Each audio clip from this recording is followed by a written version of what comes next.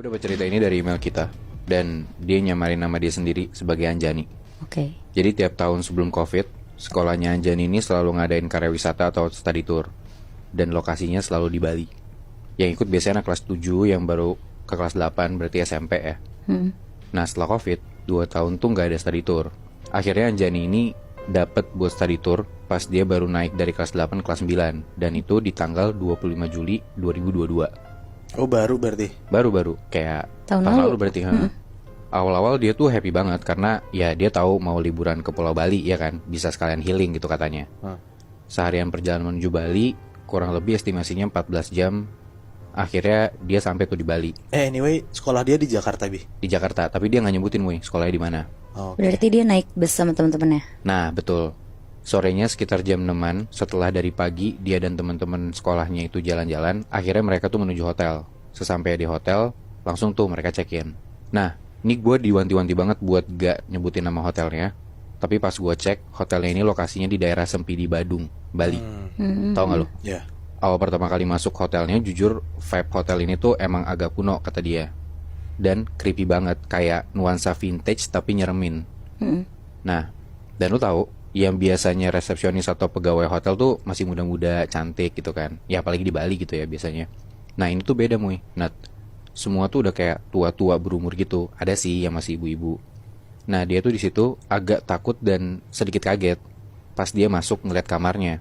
Dari kasur, TV, meja, kursi, semua tuh kelihatan kayak udah barang lama gitu Nat. Apalagi lemarinya. Dan yang paling gak banget tuh si Anjani bilang kalau dinding kamarnya itu pakai keramik yang biasanya dipakai buat kamar mandi. Jadi biasanya digunain kan buat pijakan alas gitu ya. Nah ini malah kayak dipasang di tembok. Jadi kayak jijik banget gitu lah. Pokoknya ini hotel enggak banget si Anjani bilang. Nah yang paling menjijikan lagi, kata si Anjani ini, waktu dia ngeliat Instagram story temennya dia di kamarnya di hotel yang sama, itu dia nemu kecoa 6 biji. Kayak lu bayangin sebanyak apa itu kan. Iya. Nah tapi besokan harinya, waktu dia mau mandi dan kondisinya tuh udah mau nutup pintu toiletnya setengah, dia tuh ngeliat ada kecoa. Jadi kayak ya dia sontak kaget dan gak berani mandi. Akhirnya dia mutusin buat mandi di kamar temennya. Oh ini berarti satu kamar satu orang, Bi? Enggak, satu kamar tuh berempat Oh. Udah tuh gara-gara ya kamar mandi gak bisa, dia mandi di tempat temennya. Udah selesai dia balik lagi ke kamar. Nah mungkin karena dia mandi malam, dia seger banget. Dan ternyata ya dia minum kopi gitu loh. Jadi dia gak bisa tidur nih si Anjani ini di saat teman-temannya udah pada tidur. Dia tinggal sendirian di kamar itu berempat. Dia bangun tapi teman-temannya udah pada tidur. Akhirnya dia sendirian itu, dia main HP aja tuh, dia scroll TikTok.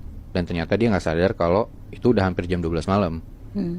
Terus karena dia bosan tiduran, akhirnya dia duduklah di kasur. Nah di saat dia lagi asik main HP sambil duduk itu, dia tuh ngeliat ada bayangan hitam lewat pelan dari jendela. Nah jadi si Anjani ini duduk di kasur yang dia tuh bisa ngeliat ke jendela. Dan jendela tuh ngarah ke lorong hotelnya ini, lorong bagian dalam hotel. Kebayang gak lo? Jadi lorong ya kamar-kamar hotel gitu loh. Jadi si Anjani itu berdiri madep, depannya tuh jendela. Dia duduk di kasur tapi dia ngadep ke jendela. Dan jendelanya tuh langsung ke lorong hotel. Oh oke. Gitu loh. Nah di situ kondisi kamarnya tuh lampunya mati dan bagian lorong tuh remang-remang. Shock dong dia ngelihat bayangan kayak gitu kan. Nah dia coba beraniin diri buat ngintip lewat jendela.